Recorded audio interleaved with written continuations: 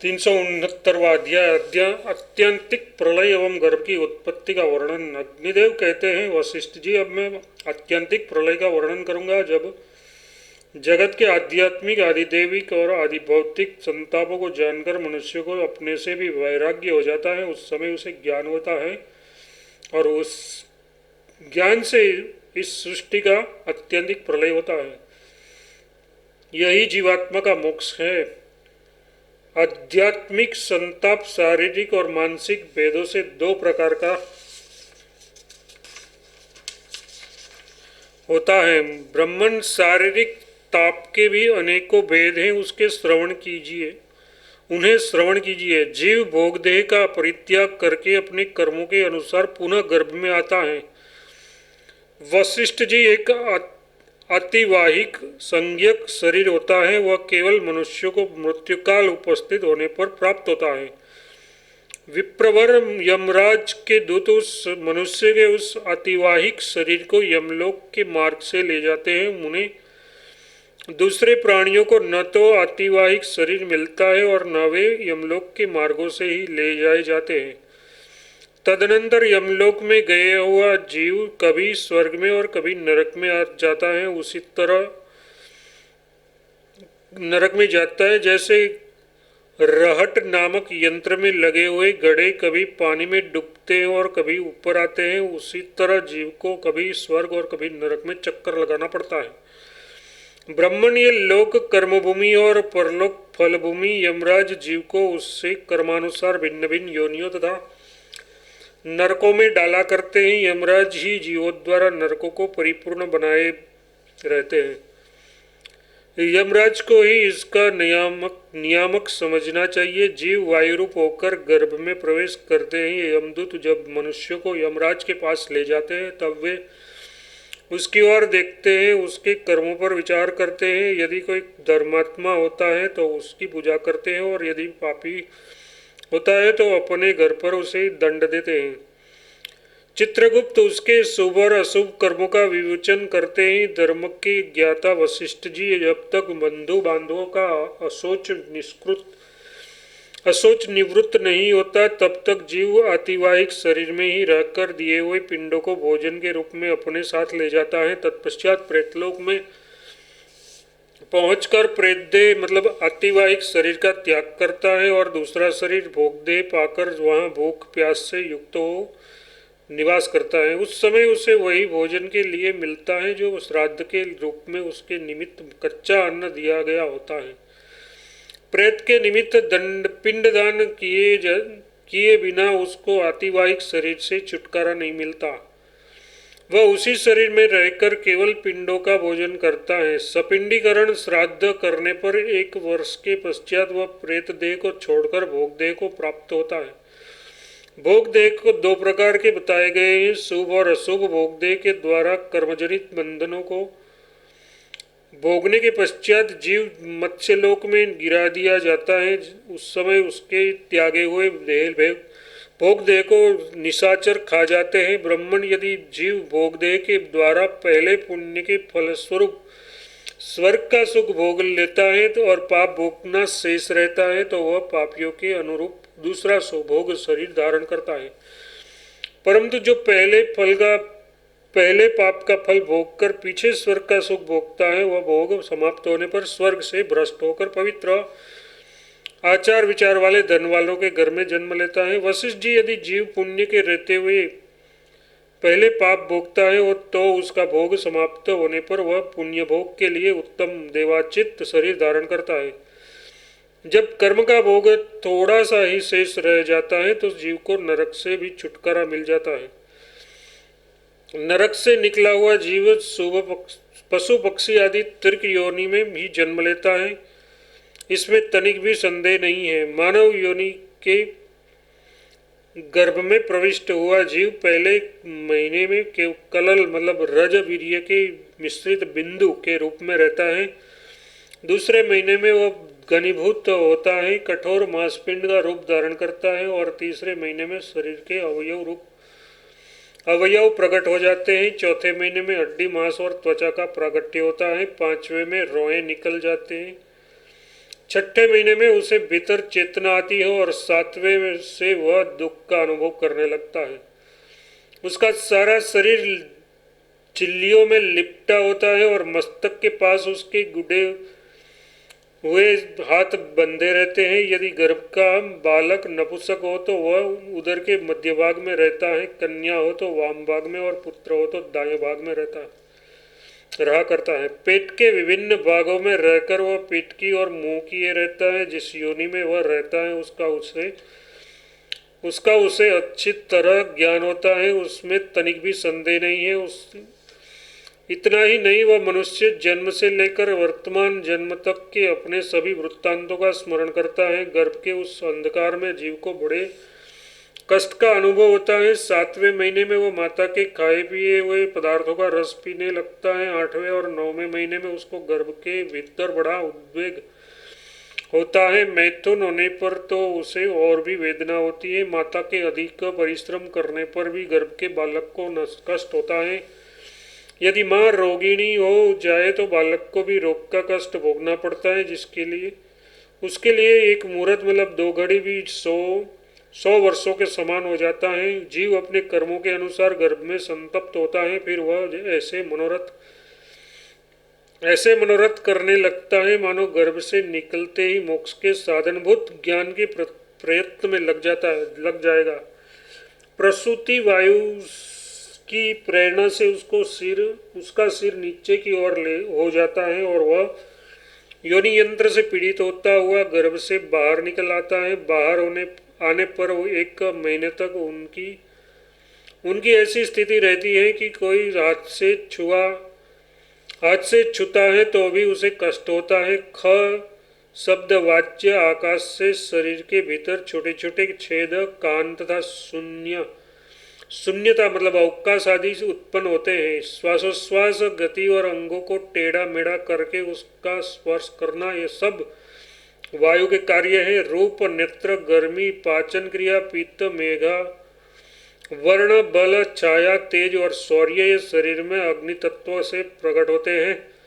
पसीना, रसना मतलब स्वाद का अनुभव करने वाली जिह्वा, फ्लेद मतलब गलना, वसा मतलब चर्बी, रसा रस ग्रहण की शक्ति, शुक्र मतलब वीर्य, मूत्र और कफ आदि को जो देह में प्रादुर्भाव होता है वह जल का कार्य है। द्राणेन्द्रिय, केश, नख और शिराएं मतलब नाड़ियां भूमि तत्व से प्रकट होती है। शरीर में जो केवल पदार्थ त्वचा, मांस, हृदय, नाभि, मज्जा, मल, मेदा, क्लेदन और अमाशय आदि हैं, वे माता के रज से उत्पन्न होते हैं। शिरा, स्नायु और शुक्र का प्रादुर्भाव पिता से होता है तथा काम, क्रोध, भय, हर्ष, धर्म में प्रवृत्ति, आवृत्ति, स्वर, वर्ण और मेहन मतलब मूत्रादि की क्रिया आदि जीव के शरीर में स्वतः प्रकट होते हैं। ये दोष और गुण उसके अपने हैं। अज्ञान, प्रमाद, आलस्य, श्रुधा, तृष्णा, मोह, मात्सर्य, वैगुण्य, शोक, आभास और भय आदि भाव तमोगुण से होते हैं। महामुनि, काम, क्रोध, शौर्य, यज्ञ की अभिलाषा, बहुत बोलने की आदत, अहंकार तथा दूसरों का अनादर करना ये रजोगुण के कार्य हैं। धर्म की अभिलाषा, मोक्ष की आकांक्षा, भगवान विष्णु में पराभक्ति का होना, उदारता और उद्योगशीलता उन्हें सत्वगुण से उत्पन्न समझना चाहिए। चंचल, क्रोधी, डरपोक, अधिक बातूनी, कलह से रुचि रखना तथा स्वप्न में आकाश मार्ग से उड़ने वाला मनुष्य अधिक बात वाला होता है, उसमें बात की प्रधानता होती है। जिसके असमय में ही बाल सफेद हो जाए, जो क्रोधी महाबुद्धिमान और युद्ध को पसंद करने वाला हो, जिसे सपने में प्रकाशमान वस्तु अधिक दिखाई देती हो, उसे पित्त प्रधान प्रकृति का मनुष्य समझना चाहिए। जिसकी मैत्री, उत्साह और अंग सभी स्थिर हो, जो धन आदि से संपन्न हो तथा जिसे स्वप्न में जल एवं श्वेत पदार्थों का अधिक दर्शन होता हो, उस मनुष्य में कफ की प्रधानता है। प्राणियों के शरीर में रस जीवन देने वाला होता है। रक्त लेपन का कार्य करता है तथा मांस मेहन एवं स्नेहन क्रिया का प्रयोजक है। हड्डी और मज्जा का काम है शरीर को धारण करने का। वीर्य की वृद्धि शरीर को पूर्ण बनाने वाली होती है। ओज सूर्य एवं वीर्य का उत्पादक है। वही भी जीव की स्थिति और प्राण की रक्षा करने वाला है। ओज सूर्य की अपेक्षा भी अधिक सार वस्तु है। वह हृदय के समीप रहता है और उसका रंग कुछ कुछ पीला होता है। दोनों जंधे समस्त पैर के उपलक्षण है। दोनों भुजाएं, उदर और मस्तक, ये 6 अंग बताए गए हैं। त्वचा के 6 स्तर हैं।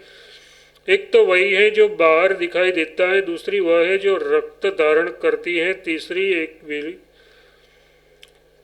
कीलास मतलब धातु विशेष, और चौथी कुंड मतलब धातु विशेष जो धारण करने वाली है। पांचवी त्वचा इंद्रियों का स्थान है और छठी प्राणों को धारण करने वाली मानी गई है। कला भी 7 प्रकार की है। पहली मांस धारण करने वाली, दूसरी रक्त धारिणी, तीसरी जिगर एवं प्लीहा को धारण करने वाली, चौथी मेदा और स्थिति धारण करने वाली, पांचवी मज्जा श्लेष्मा और पुरुषों को धारण करने वाली जो प्लास्ट में स्थित रहती है, छठी पित्त धारण करने वाली और सातवीं शुक्र धारण करने वाली है। ये शुक्राशय में स्थित रहती है। इस प्रकार आदि अग्नि महापुराण में आत्यंतिक प्रलय तथा गर्भ की उत्पत्ति का वर्णन नामक 369वां अध्याय पूरा हुआ। 370वां अध्याय शरीर के अवयव। अग्निदेव कहते हैं, वशिष्ठ जी, कान, त्वचा, नेत्र, जिह्वा और नासिका ये ज्ञानेन्द्रिय है। आकाश सभी भूतों में व्यापक है। स्पर्श, शब्द, रूप, रस और गंध ये क्रमशः आकाश आदि 5 भूतों के गुण हैं। गुदा उतस्थ मतलब लिंग या योनि, हाथ, पैर और वाणी ये कर्मेंद्रिय कहे गए हैं। मलत्याग विषय जनित आनंद का अनुभव, ग्रहण, चलन तथा वार्तालाप एक क्रमशः उपयुक्त इंद्रियों के कार्य हैं। 5 कर्मेंद्रिय, 5 ज्ञानेन्द्रिय, 5 इंद्रियों के विषय, 5 महाभूत, मन, बुद्धि, आत्मा, महतत्व, अव्यक्त, मूल, प्रकृति ये 24 तत्व हैं। इन सबसे परे है पुरुष। वह उससे संयुक्त भी रहता है और पृथक भी। जैसे मछली और जल ये दोनों एक साथ संयुक्त भी रहते हैं और पृथक भी। रजोगुण, तमोगुण और सत्वगुण ये अव्यक्त के आश्रित हैं। अंतःकरण की उपाधि से युक्त पुरुष जीव कहलाता है। वही निरुपाधिक स्वरूप से परब्रह्म कहा गया है, जो सबका कारण है। जो मनुष्य इस परम पुरुष को जान लेता है वह परम पद को प्राप्त होता है। इस शरीर में भीतर 7 आशय माने गए हैं। पहला रुधिराशय, दूसरा श्लेषाशय, तीसरा आमाशय, चौथा पित्ताशय, पांचवा पकाशय, छठा वाताशय और 7वां मूत्राशय। स्त्रियों के इन 7 के अतिरिक्त एक 8वां आयस भी होता है जिसे गर्भाशय कहते हैं। अग्नि से पित्त और पित्त से पकाशय होता है। ऋतुकाल में स्त्रियों की योनि कुछ फैल जाती है, उसमें स्थापित किया हुआ वीर्य गर्भाशय तक पहुंच जाता है। गर्भाशय कमल के आकार का होता है। वही अपने में रज और वीर्य को धारण करता है। वीर्य से शरीर और समय अनुसार उसमें केश प्रकट होते हैं। ऋतुकाल में भी यदि योनि वात, पित्त और कफ से आवृत हो तो उसे विकास फैलाव नहीं आता। ऐसी दशा में वह गर्भ धारण के योग्य नहीं रहती। महाभाग बुक के पुल्लस, प्लीहा, यकृत, कोष्ठ, हृदय, व्रण तथा तड़ंग होते हैं। ये सभी आशय में निबंध है। प्राणियों के पकाए जाने वाले रस के पास सार से प्लीहा और यकृत होते हैं। धर्म के ज्ञाता वशिष्ठ जी, रक्त के फैन से पुक्ष की उत्पत्ति होती है। इसी प्रकार रक्त, पित्त तथा तड़ंग भी उत्पन्न होते हैं। मेदा और रक्त के प्रसार से बुक्का की उत्पत्ति होती है। रक्त और मांस के प्रसार से देहधारियों की आंतें बनती हैं। पुरुष की आंतों का परिमाण 3.5 व्यास बताया जाता है और वेदवेता पुरुष स्त्रियों की आंतें 3 व्याम लंबी बताते हैं। रक्त और वायु के संयोग से काम का उदय होता है। कफ के प्रसार से हृदय प्रकट होता है। इसका आकार कमल के समान है। उसका मुख नीचे की ओर होता है तथा उसके मध्य का जो आकाश है जिसमें जीव स्थित रहता है, चेतना से संबंध रखने वाले सभी जीव भावों की स्थिति वही है। हृदय में वाम भाग में प्लीहा और दक्षिण भाग में यकृत है तथा इसी प्रकार हृदय कमल के दक्षिण भाग में क्लोम मतलब कुप्सिस भी स्थिति बताई गई है। इस शरीर में कफ और रक्त को प्रवाहित करने वाले जो स्तोत्र हैं उसके भूतानुमान से इंद्रियों की उत्पत्ति होती है। नेत्र मंडल का जो श्वेत भाग है वह कफ से उत्पन्न होता है, उसका प्रागट्य पिता के वीर्य से माना गया है तथा नेत्रों का जो कृष्ण भाग है वह माता के रज एवं वात के अंश से प्रकट होता है। त्वचा मंडल की उत्पत्ति पीत से होती है, उसे माता और पिता दोनों के अंश से उत्पन्न समझना चाहिए। मांस, रक्त और कफ से जिह्वा का निर्माण होता है। मेदा, रक्त, कफ और मांस से अंडकोश की उत्पत्ति होती है। प्राण के 10 आश्रय जानने चाहिए। मुर्दा, हृदय, नाभि, कंठ, जिह्वा, शुक्र, रज, रक्त, गुद, वस्ति, मूत्राशय और गुल्फ मतलब पांव की गांठ या घुट्टी तथा कंडरा मतलब नसें 16 बताई गई हैं। 2 हाथ में, 2 पैर में, 4 पीठ में, 4 गले में तथा 4 पैर के लेकर सिर तक समूचे शरीर में है। इसी प्रकार जाल भी 16 बताई गई हैं। मांस जाल, स्नायु जाल, शिराजाल और अस्थिर जाल, ये चारों पृथक पृथक दोनों कलाइयों और पैर की दोनों गांठों में परस्पर आबद्ध हैं। इस शरीर में 6 कुर्च माने गए हैं। मनीषी पुरुषों ने दोनों हाथ, दोनों पैर, गला और लिंग इन्हीं में इसका स्थान बताया है। पुष्ट के मध्य भाग में जो मेरुदंड है उसके निकट 4 मांसमयी डोरियां हैं तथा उतनी ही पेशियां भी हैं जो उन्हें बांधे रखती हैं। 7 सिरनियां हैं, उसमें से 5 तो मस्तक के आश्रय हैं और एक लिंग तथा गुहा में है। हड्डियां 18,000 हैं। सूक्ष्म और स्थूल दोनों मिलाकर 64 दांत है। 20 नख है। उसके अतिरिक्त हाथ और पैरों की शलाकाएं हैं जिनके 4 स्थान हैं। उंगलियों में 60, हड्डियों में 2, गुल्फों में 4, अरंतियों में 4 और जंघों में भी 4 ही हड्डियां हैं। घुटनों में 2, गालों में 2, उरुओं में 2 तथा फ्लकों में मूल भाग में भी 2 ही हड्डियां हैं। इंद्रियों के स्थानों पर श्रोणी फलक में भी इसी प्रकार 2 हड्डियां बताई गई हैं। भग में भी थोड़ी सी हड्डी है। पीठ में 45 और गले में भी 45 हैं। गले की असली थोड़ी तथा उसकी जड़ में 2 अस्थियां हैं। ललाट, नेत्र, कपोल, नासिका, चरण, पसली, तालु तथा अबुध, इन सब में सूक्ष्म रूप से 72 हड्डियां हैं। मस्तक में 2 शंख और 4 कपाल हैं तथा छाती में 17 हड्डियां हैं। संधियां 210 बताई गई हैं। इनमें से शाखाओं में 68 तथा 59 और अंतराल में 83 संधियां बताई गई हैं। स्त्रायु की संख्या से 900 है, जिनमें से अंतरांधि में 230 है।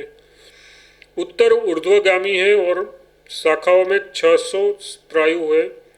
पेशियां 500 बताई गई हैं। इनमें 40 तो ऊर्ध्वगामी है, 400 शाखाओं में है और 60 अंतरादि में है। स्त्रियों की मांसपेशियां पुरुषों की अपेक्षा 27 अधिक है। इनमें 10 दोनों स्तनों में, 13 योनि में तथा 4 गर्भाशय में स्थित हैं। देहधारियों के शरीर में 30,009 तथा 56,000 नाड़ियां हैं। जैसे छोटी छोटी नालियां क्यारियों में पानी बहाकर ले जाती हैं, उसी प्रकार वे नाड़ियां संपूर्ण शरीर में रस को प्रवाहित करती हैं। फ्लेद और लेप आदि उन्हीं के कार्य हैं। महामुनि, इस देह में 72 करोड़ छिद्र या रोमकूप हैं तथा मज्जा, मेदा, वसा, मूत्र, पीत, श्लेषा, मल, रक्त और रस इनकी क्रमशः अंजलियां मानी जा गई है। इनमें से पूर्व अंजलि की अपेक्षा उत्तरोत्तर सभी अंजलियां मात्रा में 1.5 गुनी अधिक हैं। एक अंजलि में आधी वीर्य की और आधी योज की है। विद्वानों ने स्त्रियों के रज की 4 अंजलियां बताई हैं। इस शरीर मल और दोष आदि का पिंड है, ऐसा समझकर अपने अंतःकरण में उसके प्रति होने वाली आसक्ति का त्याग करना चाहिए। इस प्रकार आदियाग ने महापुराण में शरीरावय विभाग का वर्णन नामक 370वां अध्याय पूरा हुआ। 371वां अध्याय प्राणियों की मृत्यु, नरक तथा पाप मूलक जन्म का वर्णन। अग्निदेव कहते हैं, मुनि में यमराज के मार्ग की पहली चर्चा कर चुका हूँ। इस समय मनुष्य की मृत्यु के विषय में कुछ निवेदन करूंगा। शरीर में जब वात का वेग बढ़ जाता है तो उसकी प्रेरणा से उष्मा अर्थात पित्त का भी प्रकोप हो जाता है। ये पित्त सारे शरीर को रोक कर संपूर्ण दोषों को आवृत्त कर लेता है तथा प्राणियों के स्थान और मर्मों का उच्छेद कर डालता है। फिर शीत से वायु का प्रकोप होता है और वायु अपने निकलने के लिए छिद्र ढूंढने लगते हैं। 2 नेत्र, 2 कान, 2 नासिका और एक ऊपर का ब्रह्मरंध्र, ये 7 छिद्र है तथा 8वां छिद्र मुख है। शुभ कार्य करने वाले मनुष्यों के प्राण प्रायः इन्हीं 7 मार्गों से निकलते हैं। नीचे भी 2 छिद्र हैं, गुदा और उपस्थ्य। पापियों के प्राण इन्हीं छिद्रों से बाहर होते हैं, परंतु योगी के प्राण मस्तक का भेदन करके निकलते हैं और वह जीव इच्छानुसार लोकों में जाता है। अंतकाल आने पर प्राण अपान में स्थिर होता है। तम के द्वारा ज्ञान आवृत्त हो जाता है, मर्मस्थान आच्छादित हो जाते हैं। उस समय जीव वायु के द्वारा बाधित हो नाभिस्थान से विचलित कर दिया जाता है, अतः वह 8 अंगों वाली प्राणियों की वृत्तियों को लेकर शरीर से बाहर हो जाता है। देह से निकलते अन्यत्र जन्म लेते अथवा नाना प्रकार की योनियों में प्रवेश करते समय जीव को सिद्ध पुरुष और देवता ही अपनी दिव्य दृष्टि से देखते हैं। मृत्यु के बाद जीव तुरंत ही अतिवाहिक शरीर धारण करता है। उसके त्यागे हुए शरीर के आकाश, वायु और तेज ये ऊपर के 3 लोकों में मिल जाते हैं तथा जल और पृथ्वी के अंश नीचे के तत्वों से एकीभूत हो जाते हैं। यही पुरुष का पंचतत्वों को प्राप्त होना माना गया है। मरे हुए जीव को यमदूत शीघ्र ही अतिवाहिक शरीर में पहुंचाते हैं। यमलोक का मार्ग अत्यंत भयंकर और 86,000 योजन लंबा है। उस पर ले जाया जाने वाला जीव अपने बंधु बांधवों के दिए हुए अन्न जल का उपभोग करता है। यमराज से मिलने के पश्चात उसके आदेश से चित्रगुप्त जिन भयंकर नरकों को बताते हैं, उन्हीं को वह जीव प्राप्त होता है। यदि वह धर्मात्मा होता है तो उत्तम मार्गों से स्वर्गलोक को जाता है। अब पापी जीव जिन नरकों और जिन उनकी यातनाओं का उपभोग करते हैं उसका वर्णन करता हूँ। इस पृथ्वी के नीचे नरक की 88 ही श्रेणियां हैं। 7वें लोक के अंत में जो घोर अंधकार के भीतर उनकी स्थिति है। नरक की पहली कोटि घोरा के नाम से प्रसिद्ध है। उसके नीचे सुधोरा की स्थिति है, तीसरी अतिघोरा, चौथी महाघोरा और 5वीं घोर रूपा नाम की कोटि है। 6ठी का नाम तरल तारा और 7वीं का भयानका है। 8वीं भयोत्कटा, 9वीं कालरात्रि, 10वीं महाचंडा, 11वीं चंडा, 12वीं कोलाहला, 13वीं प्रचंडा, 14वीं पद्मा और 15वीं नरकायिका है। 16वीं पद्मावती, 17वीं भीषणा, 18वीं भीमा, 19वीं करालिका, 20वीं विकराला, 21वीं महाव्रजा, 22वीं त्रिकोणा और 23वीं पंचकोणिका है। 24वीं सुदीर्घा, 25वीं वर्तुला, 26वीं सप्तभूमा, 27वीं सुभूमिका और 28वीं दीप्त माया है। इस प्रकार ये 28 कोटियां पापियों को दुख देने वाली है। नरकों की 28 कोटियों के 5-5 नायक हैं तथा 5 उनके भी नायक हैं। वे रौरव आदि के नाम से प्रसिद्ध हैं। उन सबकी संख्या 145 है। तामिस्त्र, अर्ध तामिस्त्र, महारौरव, रौरव, असित पत्र वन, लोहभार, कालसूत्र नरक, महानरक, संजीवन, महाविची, तपन संप्रतापन संधान कालो काकोल मंगल पूत मृत्युक लोह संकक रुज्जित प्रधान सालमली वृक्ष और वैतरणी नदी आदि सभी नगर नरकों को कोटिनायक समझना चाहिए। ये बड़े भयंकर दिखाई देते हैं। पापी पुरुष उनमें से एक एक में तथा अनेक में भी डाले जाते हैं। यातना देने वाले यमदूतों में किसी का मुख बिलाव के समान होता है तो किसी का उल्लू के समान, कोई गिद्दड़ के समान मुख वाले हैं तो कोई ग्रुहु आदि के समान। वे मनुष्यों को तेल में कहाड़े में डालकर उनके नीचे आग लगा देते हैं। उन्हीं को ताबे या तपाए हुए लोहे के बर्तनों में तथा बहुतों को आग की चिंगारियों में डाल देते हैं। कितनों को तो वे सूली पर चढ़ा देते हैं। बहुत से पापियों को नरक में डालकर उनके टुकड़े टुकड़े किए जाते हैं।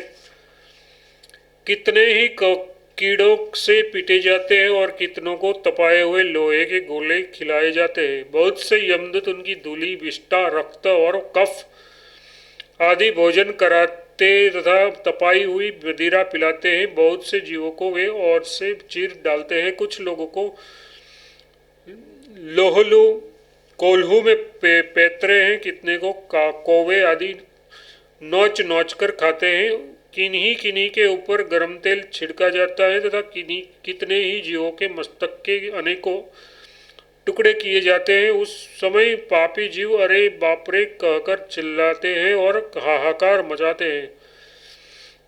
हाहाकार मचाते हुए अपने पाप कर्मों की निंदा करते हैं। इस प्रकार बड़े बड़े पातकों के फलस्वरूप भयंकर एवं निंदित नरकों का कष्ट भोगकर कर्मशीण होने के पश्चात वे महापापी जीव पुनः मत्स्य लोक में जन्म लेते हैं। ब्रह्म हत्यारा पुरुष मृग, कुत्ते, सुअर और ऊंटों की योनि में जाता है।